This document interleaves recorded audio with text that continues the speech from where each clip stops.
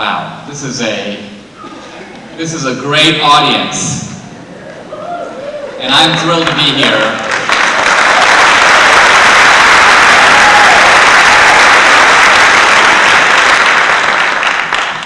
As Florida goes, so goes the nation. I remember the election of 2000, and that was Al Gore. Now, Al Gore is a mighty out-of-it guy, and I have to say, as a movie maker, he's horrible. I don't know how many of you saw his movie, An Inconvenient Truth. I mean, just from a movie point of view, it's essentially Al Gore speaking for 90 minutes with slides. It's a heck of a movie. Now, it's all about global warming, and so they have, you know, glaciers melting, penguins coughing, and so on.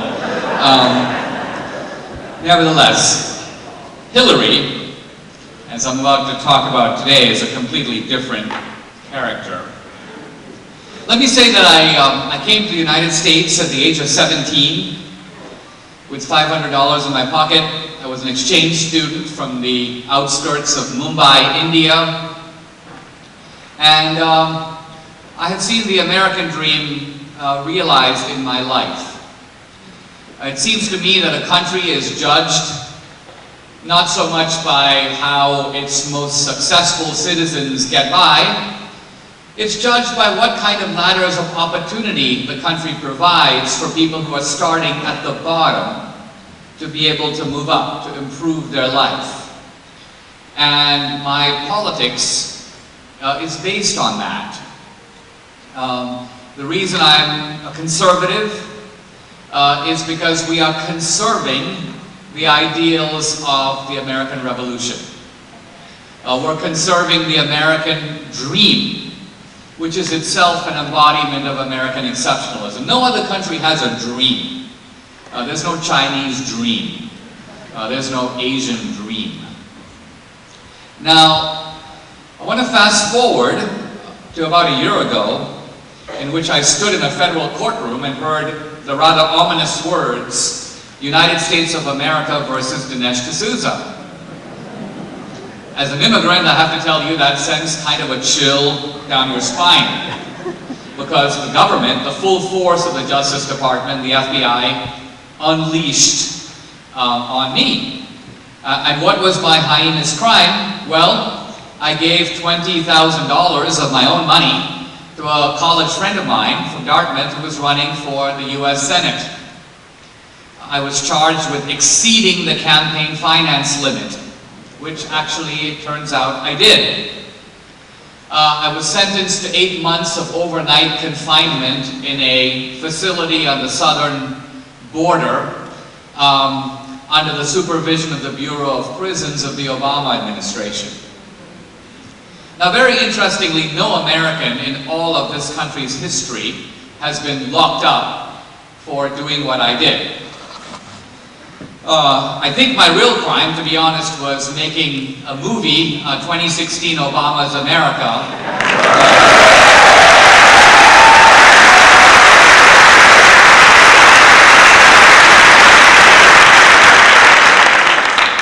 And you know, people on social media go, gee, Dinesh, don't get such an inflated ego. What makes you think that Barack Obama spends 1 minute thinking about you? Well, turns out that shortly after the movie came out, regular attacks on me by name and on the movie began to appear on a website called BarackObama.com. These attacks were admittedly unsigned, but in their mixture of pomposity, indignation, and incoherence, one could very easily detect the recognizable signature of the thin-skinned narcissist who currently inhabits the White House.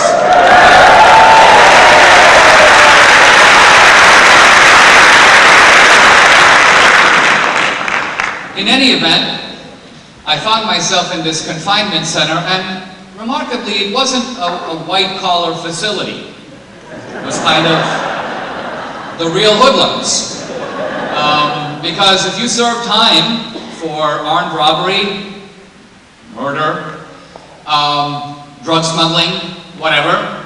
After you serve your sentence, for the last few months, they dispatch you to one of these confinement centers. It's kind of your transition back to society. So here I was with this very interesting group, and initially I have to admit I was sort of unnerved. Everybody seemed to be in some group or gang, and even though the majority of these guys were Hispanic, even among the Hispanics there were multiple gangs. The American Hispanics are called Southsiders, and they had their own gangs. The Mexicans had their gangs. So it's kind of one of those situations where you don't want to be talking to this guy because that guy wants to kill you. So my initial strategy was to stay to myself. I did contemplate the idea of starting my own gang, the Asian Indian gang. But after about a month I said, you know, I'm actually a conservative in a very remarkable place. This is not a place where conservatives normally go. I'm not likely to walk down the hallway and, you know, there's Charles Krauthammer, there's George Will. That's not going to happen. So let me try to learn from this place and try to discover what I'm going to call the ideology of the criminal underclass. Now, my previous exposure to this topic was limited to 2 viewings of The Shawshank Redemption, in which I had the idea that criminals insist that they never did it. They're all innocent. But as I got to know these guys and read their case files, I realized that this is actually not so. The point of view of the criminal underclass, if it can be generalized, goes something like this. We did it. But we are the small fry. We are actually the stupid criminals. Because we got caught. That's why we're here. The big fry, the real criminals, don't get caught. The real criminals are at large. And the real criminals are actually sometimes not even pursued by the system. Why? Because they are too well connected within it. They run the system. And if I fast forward to Bill Clinton and Loretta Lynch having their little tete-a-tete on the tarmac, or Obama signaling to James Comey and to Loretta Lynch, hands off Hillary, she's my gal, I'm handing the baton over to her. We begin to see that it is not entirely wrong to see politics as having a component that is an extension of crime. Now, I want to talk about politics in very frank and realistic terms today. Very often we, and in fact I did, think of politics in terms of some kind of a debate. We stand for this, they stand for that. We believe in liberty, they believe in equality, and blah, blah, blah.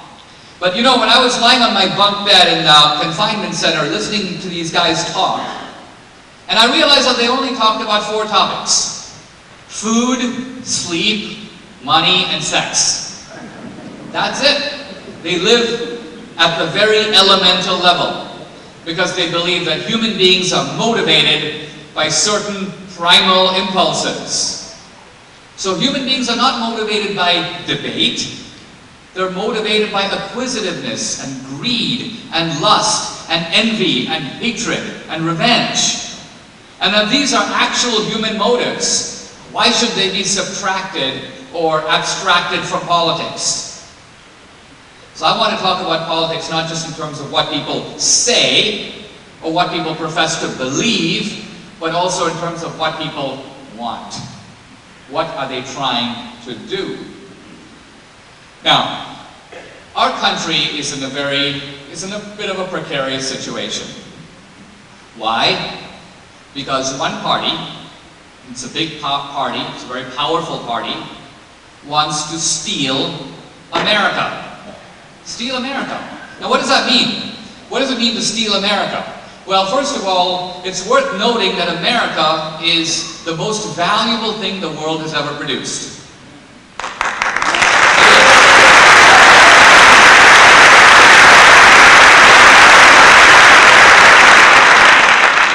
The greatest invention is not the airplane or the car or the computer. It is the invention of invention, a country dedicated to producing and creating new wealth. That's what America has done. And if you add up all the wealth in the country, I don't just mean tax receipts or the federal budget or even the GDP. I'm talking about all the wealth, all the land, all the buildings, all the companies, all the money that you have in your savings account or your retirement fund. I'm talking about your big screen TV and your furniture, and if you add it all up, it's about $75 trillion. It's one big pile of dough. And thieves are naturally very interested. They would like to steal it. What do we mean by stealing America? We mean there are people who want to control the entire productive wealth of the country. They don't want to make it. They're not socialists. If you think of people like Bernie Sanders, Obama, Hillary, these people are way too lazy to be socialists. Why? The socialist idea is nationalization. You nationalize an industry. The government goes into Midland, Texas and drills for oil. But these guys aren't going to do that. Can you see Bernie drilling for oil? Bernie's been sleeping on his neighbor's couch for 20 years. Rick Van Winkle. He just woke up. He hardly knows what day it is. So what the socialists, so-called, want is they want you. They want the people in Texas to go do the fracking and they want them to get the oil. You take the oil out of the ground. You put it in barrels. You label it, and then we'll come in and steal it. We'll come in and tell you what to do with it. We'll take it over. So there's a kind of a secret war in this country between the wealth creators and the wealth stealers. Now the wealth stealers don't steal in the traditional way. This is democratic theft, which is to say it's theft that operates through the democratic process. And the actual stealers are talented, but they're not talented in creating wealth. They have no idea how to do that. Think of Obama. Can he invent the iPhone? Does he know how to start or run a business? That guy can't even put up a website. From the point of view of technological capitalism, we are staring at a complete loser.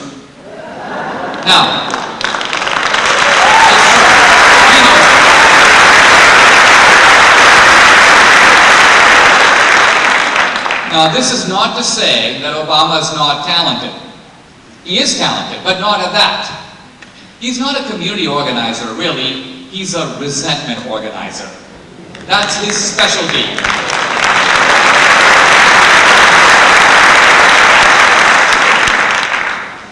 Hillary Clinton. The Clintons have gone from 0 to $300 million of personal net worth on a government salary. Think about that. How is there even a plausible way? It's not from books or speeches. Speeches are involved, but I'll get to that a little bit later. The point I want to make is that we are dealing with an unproductive class that specializes in accumulating wealth.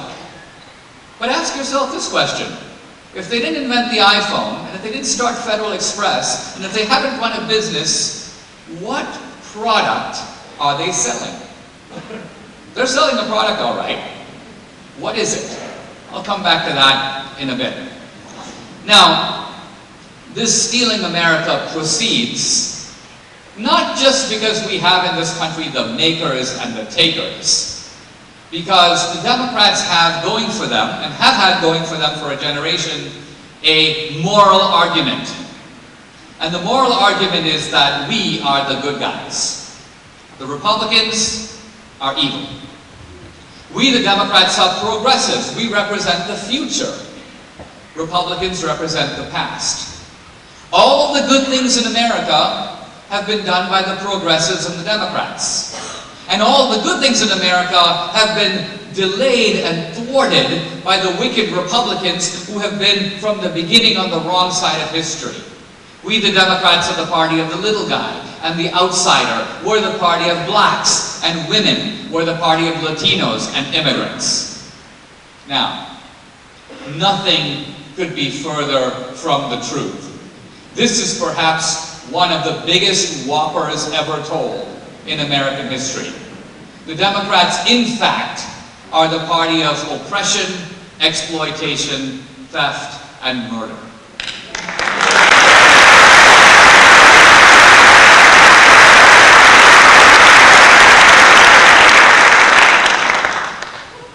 Let's look at this a little bit more closely. I discussed this in the movie, but a movie is only a kind of dream sequence that touches on facts. My book reinforces them to a greater degree, but there's just so much more there.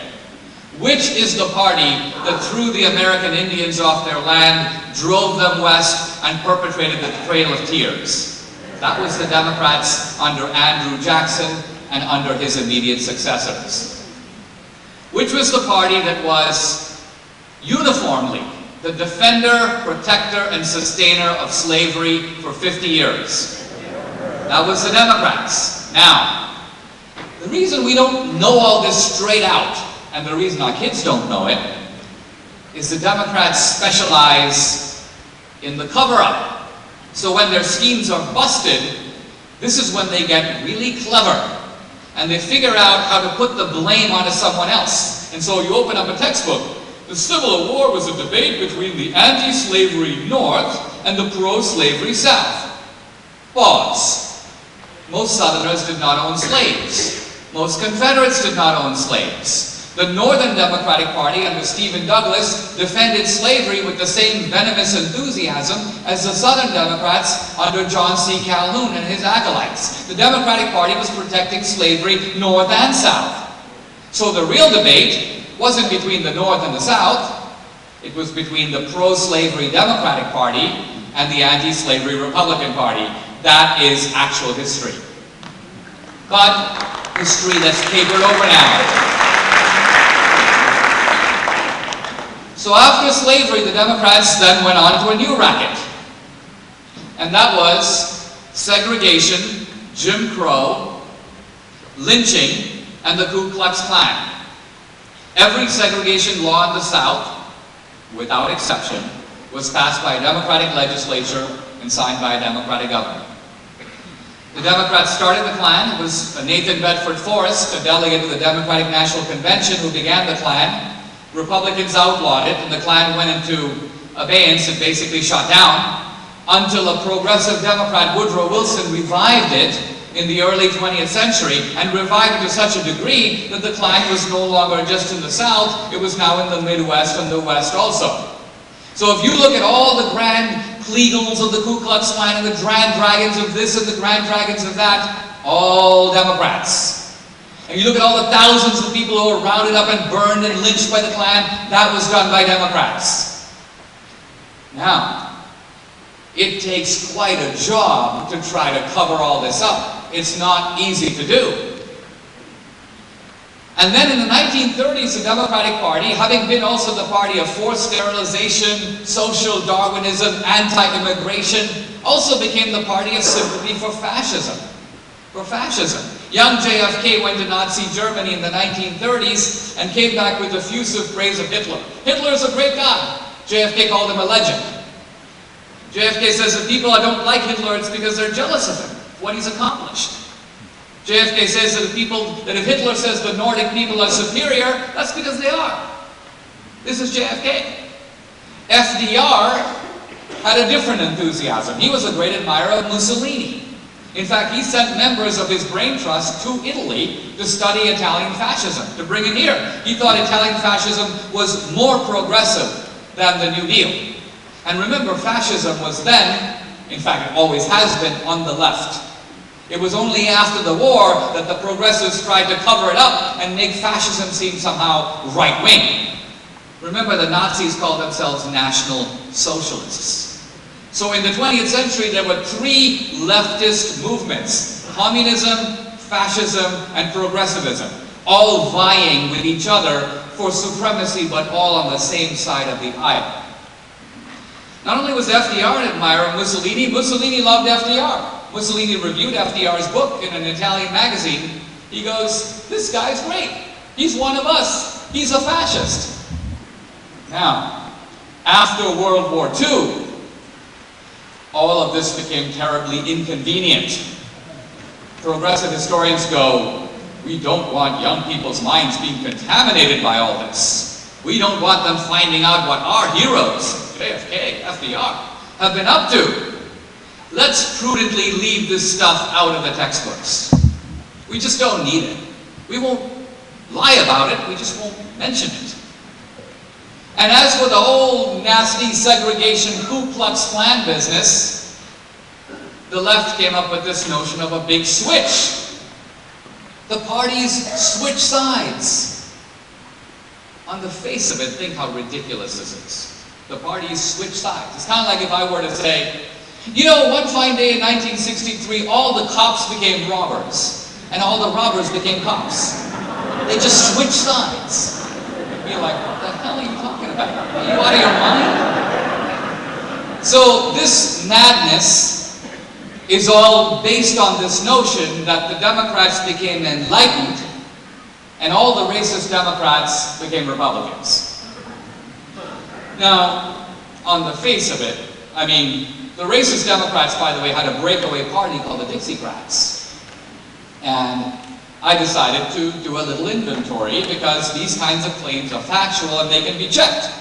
So I made a list of all the Dixiecrats. And then I took out my red pen to circle the ones that switched and became Republicans. But this turned out to be a very, very short enterprise because there is in fact only one. One guy. Strom Thurmond was a Dixiecrat, he became a Republican, and he's the only one. So the whole argument about the switch hinges on one guy. All the other Dixiecrats remained in the Democratic Party. In fact, after they tried to break away and start their own party, it failed, they rejoined the Democratic Party. And while guys like David Duke, who have a history in the Klan, when David Duke tried to pass himself off as a Republican, a unified Republican Party said, no, he's not one of us. We have nothing to do with this guy. But a guy like Robert Byrd, head of his local chapter in the Klan, he was in the Klan for years. It was the leader of the Klan that convinced Byrd to go into politics. The Democratic Party has a deep history with the Klan. FDR nominated a former Klansman, Hugo Black, to be on the Supreme Court. And Hugo Black in his memoir says, when I talked to FDR about this, I asked him, do you have a problem with me being in the Klan? He goes, FDR says, why would I? I have many of my best friends are in the Ku Klux Klan. I have absolutely no problems with the Klan. And by the way, FDR made a deal with racist Democrats to oppose anti-lynching legislation for all his 3 terms in office. This is the history of the Democratic Party. Robert Byrd, by the way, died in 2010. Not that long ago. At that point, Hillary made a video saying that this man was her mentor. The Democrats called him the conscience of the Senate. Obama and Bill Clinton went to his funeral. Obama did a eulogy but said nothing, prudently, about this whole Ku Klux Klan business. But Bill Clinton said a very revealing thing. In effect, what he said was, don't be too hard on old Robert Byrd for being in the Klan. You had to be in the Klan to advance in the Democratic Party. You had to. It was a political necessity. A very revealing statement, I think you'll agree. All right. Now, the reason that gullible people go for this big switch nonsense is because the white South did in fact move to the Republican Party. But when was that? That was not in the 1960s. In fact, in the 1960s, more Republicans proportionately voted for the Civil Rights Act of 64, the Voting Rights Act of 65, and the Fair Housing Bill of 68 than Democrats did. Another fact that is camouflaged in our textbooks. It's concealed. It's not stressed. Let's just put it that way. But in the 1970s and 80s, the Reaganite appeal of patriotism, free markets, love of country, Christianity, this is what swung the white South to the Republican Party. In other words, as the South became less racist, it became more Republican.